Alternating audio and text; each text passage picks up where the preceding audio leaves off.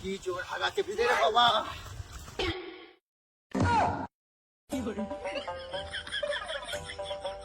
এই যা বিড়ি একটা ধরালে ভালো হয়।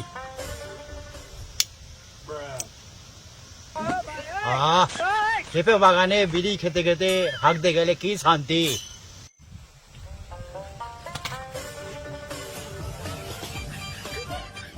কে রে পেঁপে বাগানে কে রে?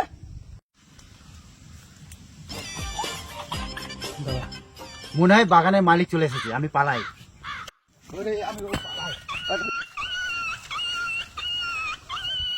তুই কোন হারাম দাদা রে আমার পেঁপে বাগানে হাঁকছিস? এই থাম থাম থাম থাম থাম থাম এই থাম থাম থাম।